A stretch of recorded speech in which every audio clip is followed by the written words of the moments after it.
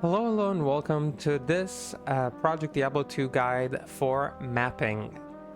In this guide, I'm going to explain all the basics, informations that you need to know to start mapping, to know what maps are. And if you are from Diablo 2 Vanilla, Resurrected, or maybe you just didn't play that much Diablo and you're not sure what mapping is, this is exactly the guide for you to just kind of cover all these things, especially coming into Season 11, where a lot of new players are joining in on the hype. So with that said, let's get into the video and let's say just in brief few words, what is mapping and what are maps? So maps are these little items. They take one slot in your inventory, and they're also stackable, so you can have a bunch of them on like the same slot. Like you'll see that I have like 28 maps, as long as they're like of white quality. So like you can see, you can have white maps, blue maps, yellow maps, just like rarity on items, like magic maps, rare maps, and there's even unique maps, right? So there's all sorts of different ones. And what is the purpose of maps, you may ask? Maps, similar to the cow portal that we used to open in Act 1, or we still open the cow portal there using a Ritz leg and a scroll of town portal, or of a tome of town portal. So just like that, maps are areas that you can open or to get into and farm. So you can see here that you can go inside here and there'll be like a bunch of monsters, and as long as I shapeshift, I can kill them as well. So you can see these areas are just filled with monsters, and they're very nice areas to farm in, especially late in the game. Generally speaking, these are the most effective areas to farm in late game of Project Diablo 2. They have one main requirement. You have to be at level 80 in order to get inside them. That is true to all the maps. You just need to be level 80. There's no other restriction. Higher level maps do not require you to be of a higher level. Yeah, they're just amazing places to farm at. So if you want to get your looting game to the most efficient and viable farm, mapping is definitely the way to go. So with that said, what are different maps? Okay, so you have maps of different tiers. So you have a tier 1 map, that's the lowest tier of maps. You have a tier 2 map, and for each tier there's like a bunch of them that are like you see that like sewers is a ton of tier 1s, and these change between seasons sometimes, so don't bother memorizing which ones are tier 1, tier 2. It says so on the map. So you have tier 1s, tier 2s, tier 3s. These are the normal maps, in quotes, the ones that you normally farm. There are also tier 4 maps. These are called group dungeons. These are incredibly difficult, way higher threshold in order to clear them. So definitely look out for those. These are very challenging types of content, and you'll see that like I have like white maps. They don't have any mods on them. They may have immunes. Each map has like its own immunes. Like this Royal Crypt has like cold, poison, magic. Again, these change from time to time, so don't bother memorizing them. Some maps do not have any immunes, like Blood Moon. This is the cow map, so really fun map for people who like killing cows. So it has no immunes. And you also see that there are like some affixes or mods at the bottom. Once a map is no longer white, you can have blue and yellow maps, and the blue maps have maybe one to a few mods, normally not a lot. Let's see if I can find one with a few more mods. Maybe I can't. Okay, blue maps can have like a few mods to them, and yellow maps have a ton of mods. So they can have a ton of like different effects. For example, you get life drain, minus defense, reanimated horde appears in the map, so it's an additional type of mob that shouldn't be there. Monsters have higher, faster hit recovery, so a ton of different things. Some of them can be good, some of them can be bad. In addition, you also get for these mods, for these like different mods, you can also get bonus to your experience, density, and magic and gold find. See that the white maps do not have that; they're just the area, and the rare maps have a ton of different bonuses. If we look back at the tier 4 map, you can see now that like compared to a tier 3 map, for example, that's 12% experience. This one has 76. So obviously this is way stronger, but also incredibly difficult to defeat. I just want to emphasize that. Very difficult type of content. So yeah, every map will have different mods, and based on the mods you'll get different bonuses to experience, density, and golden find. they are tied together. They are similar. Not similar. They are correlating with each other, or connected, I guess. So that's kind of like the basic of like different maps. Generally speaking, when you farm yellow maps. That's what people normally farm. Now the question is asked, where do you even get maps? Where do you get maps? So the first map you'll ever get will be from Prison of Ice normally.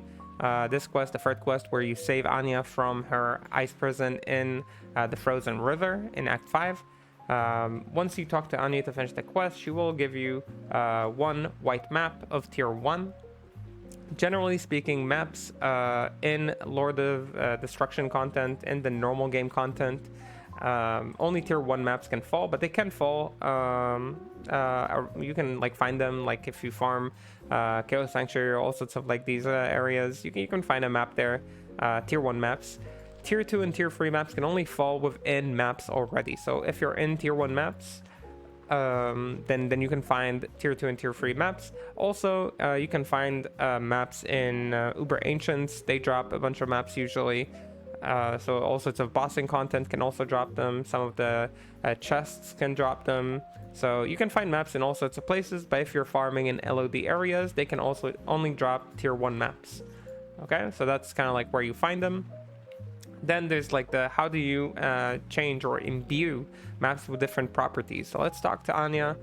For people who never played Project Diablo 2 or haven't looked ever into mapping, this is where the magic happens. You'll see that Anya has added all these orbs into her kind of like into her shop, and all of them are extremely expensive. You'll see this, each orb costs almost 200,000 K gold. That's incredible amounts of gold. This one, each one costs 44K. You can obviously use all sorts of reduced vendor price items like Edge Runeword to kind of I can show that later. Edge Runeword or Geeds to reduce the price. Kadala's Rings, if you know what that is, reduces price of vendors. And all these orbs do different things, so let's go over them. Harken Orb, you combine it with a normal map. Normal map means a white map to make it, and the Jewel to make it a magic map, so you can turn this map into magic. A Zakarum Orb, this one is a very important orb to remember, that's why it's so expensive. Cube with a normal map, a Jewel, and a Rune to upgrade it to a rare map, right? Rare maps is what we want to be running. Horadrim Orb, cube with a rare map, so you already cube it with a rare map. A perfect gem, any gem, and a rune to reroll its affixes, so you can also reroll maps to have the affixes that you want. We'll show this in a moment. Orb of Destruction, cube with a magic or rare map to downgrade it to normal. Sometimes you'll have maps that have bad affixes and you want to maybe destroy the map, maybe you just want your maps to be stacked. Destruction Orb can help you do that. Angelic Orb, cube with a magic map, a perfect skull, and a rune higher to upgrade it to a rare map. So you can take a magic map to upgrade it into a rare map. This is going to be changed from perfect skull to a perfect gem, I think, in season 11. Senpai said he wants to do that, so that is something they're looking into. But that is what it does, upgrade from magic to rare. Maybe you have magic maps and you want them to be rare, so you do that. Cartographer Orb, cube 3 maps of the same tier to create a map of the next tier. So this is another way to gain maps of higher tier. You can use Cartographer Orbs. These are also very expensive, similar to the Zakarum Orbs. So very, very expensive orbs. If you want to make these higher tier maps, it's like perfectly fine. And Orb of Fortification, this is the cheapest orb. Cube of a map to fortify it, base monster density. This is kind of like a orb to modify the density of the map. It will make mobs twice as tanky and deal 20% more damage, but they also grant twice more experience and loot. This is mostly to mitigate some builds, especially physical melee builds, having to run around and kill a ton of mobs despite not having AoE. This basically is used mostly for melee builds and builds with low AoE to farm maps efficiently. But it also has other uses, so not going to limit it to that. So these are the different orbs. Let's show a little bit of how they work. So let me grab maybe like a couple of gems. Right, so we'll take gem. I'll take a couple of runes. Take a couple of jewels. Go to our map tab. So, when you're like interested in imbuing a map, you'll take one of these. You'll take a Zakarum orb, right, like this. You can also pre-combine them. This is called infused Zakarum orb. If you take like the materials you need for this, like jewel and rune, right, combined with a jewel and any rune, right, it'll become an infused Zakarum orb. This is just for comfort to kind of prepare them in advance. If you combine that with a map, you can go ahead and you get this kind of map. And this map, for example, contains ghosts, has faster hit recovery on monsters, they have crushing blow, they have cold absorb, so they get all these cool new features. So that's how you imbue a map. You can also destroy maps, of course, with destruction orb. Right, this is a blue map. We'll turn it into a white map. Maybe we want to be able to stack it, right? So we did that.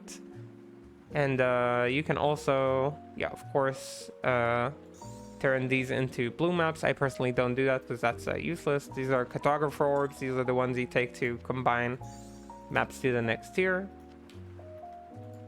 So now we got a tier 2 map out of these 3 tier 1 maps. So these are the different orbs. These are the things they do. And yeah, we talked about all the things that you want to do with maps, but when you map, you can also slam your maps. So you'll see that this one, for example, has this little asterisk that says monsters have 1% chance of dropping additional jewelry and charms. So slamming maps is a way to gain even more value on your maps. Let me find a slammed map, for example. You'll see that maps can get different things like bonus to experience and density, magic find. They can gain these like crazy affixes like bonus to jewelry and charms. You can drop more jewelry and charms. So slamming maps is a really important part. Of course, also bad things can happen when you slam, just like with items. For example, this map got monsters cannot be frozen and increase for maximum life 30%. That's a lot of maximum life. But yeah, these are just like things that can happen when you're slamming, just like playing the normal game. So that's kind of like the results of slamming maps. Generally speaking, you want to be slamming your maps. On average, it is a good investment. Sometimes if you're low on shards, maybe you will not be doing that, but generally speaking, you want to be doing that for sure. Let's show what rerolling maps is, just because there is the orb there. I have a few infused orbs already in advance. And let me not reroll this, let me reroll a different one. Where is that map we just had infused? There we go. So for example, the density here is 79. Maybe I want something with 100 density. So I can reroll, check, density went down, it's 46. 86, 50 rarity. This is a pretty cool map. Has like some increased life. Maybe I don't like that. And I can keep re-rolling. This is of course very expensive, so don't do it if you don't think you have to. Minus 18 to resistances. Maybe that's too much for me. So I re-roll minus 11. I want no minus to resistances. And this one is pretty bad. Density is pretty low. This one is 75 density, so let's say I decide I want this. I'm a cold build, and I want to farm something that doesn't have cold absorb, and I finally found my map. So once I found my map, I can go here, grab a wallstone shard, and I can combine it, and you'll see that we have added density and rarity, right? There's asterisks there. And we also got velocity, 36% velocity. Players have increased attack and cast speed. So these kind of amazing mods can be added to your maps, which can benefit and boost your mapping experience. So awesome example there. So these are the different maps. These are the different ways that you can kind of interact with maps. And generally speaking, you do want to slam your maps. You can modify your maps even further using these different map tools. Standard of Heroes, this drops from Uber Ancients. This is something that you enter here. If you're not sure what that is, I have a guide on bossing that you can check out. So you can use one of these Standard of Heroes. If you combine it with a map, it will add 10 to experience, 20% to density, 20% to MF and GF. And you'll see that now it is 2175 and 8. If I add it, it's 31, 95, and 28, suddenly making this map incredibly nice to farm in and a great area overall. So these are the different things you can do with maps. generally speaking, these are the basics. If we want to talk a little bit about dungeons, dungeons are created using these Horadrim Scarabs cube with a tier 3 map to create a dungeon. This is how dungeons look like. Let me just show you me combining one. Right, so you have a tier 3 map, a Horadrim Scarab. I combine it, it gives me this, for example, Doomcal. Dungeons are very difficult. They're not beginner friendly at all. They require specific builds or specific compositions even. And you can see that the mods on them are pretty terrible. You have like 53 max life here. Here you have also 53 max life, minus 30 chance to block. Monsters have increased velocity, increased attack rating. Cannot be frozen, obviously. So pretty terrible stuff. I don't recommend going into them without like being very well prepared, but this is part of mapping. This is kind of like the end game of mapping, so very fun content if you can get there. Another thing that you can do with your maps, you will see that this map, the first line, the first affix there says map contains a random event. This is a catalyst shard, and it will add an event to your map. Okay, these drop inside maps is kind of like an event in the map, and you're probably asking yourself, what is an event? So let me pull up the wiki for PD2. It's a very useful wiki. I will link this page in the description of this video for people to check out. And I really recommend you check it out. There's lots of great information here, but here, general info, the first thing they add is the map events. Map zones have a chance for special enemies or objects to appear somewhere randomly within them, each with different effects. An event message is displayed when getting close enough to those special enemies or objects. The chance is 32% chance for rare maps. This is why we want to imbue our maps to be rare. This is the main reason. In my opinion, not the main reason, it's one of the main reasons. 2/3 of that for magic, so you have 11% chance for magic maps, the blue maps, to have an event, and 1/3 of that, 22% chance and 11% chance for regular maps, white maps. So these are the chances to get events. Over here you can see these are the different events. You have 7 different events.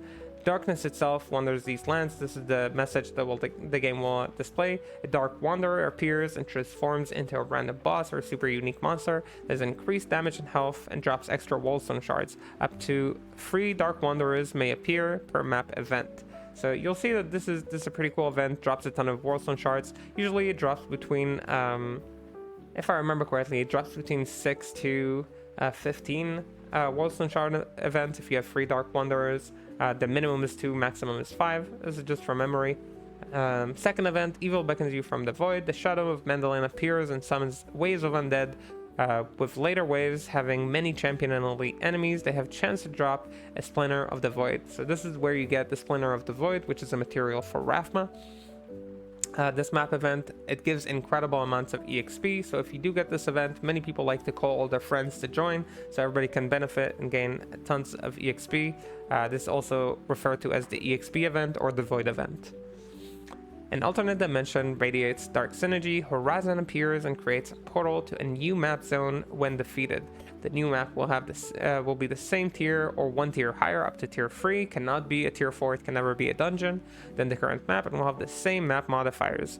The new map won't have additional events. So if you're guaranteed an event on your map, it will never give you another event in the map. But this is basically the double map event or the Horizon event. It gives you another map in the map. The new map will be sundered, so there will be no immunities in it, which is kind of a benefit. So even if you get a map that normally you can't run, now you can run it.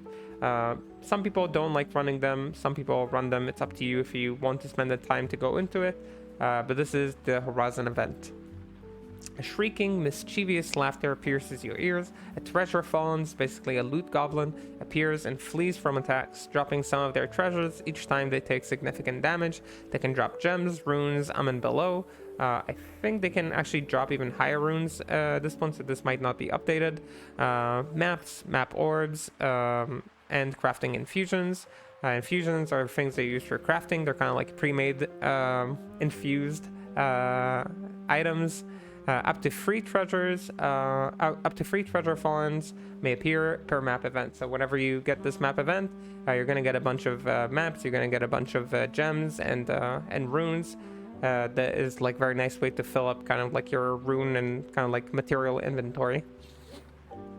A faint humming keeps the dark at bay. A spire of darkness appears and plunges the zone into darkness. So it will kind of add this kind of like shadow darkness effect to the map. Shadow enemies spawn in unexplored areas and have a chance to drop uber keys.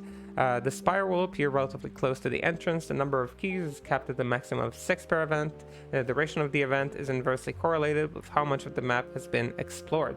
So the more you explore, the more the bigger chance the event will end. And you can drop between 0 and 6 keys. The keys are random. You don't like they're not random. There are 3 different types of mobs. Each one of them will drop a specific key, but every time you can get a different amount of keys. You may get 6 star keys. You could get 2 of each. Like anything could happen really with this drop rate. You can also get 0 keys. That happens too. It's really sad when that happens.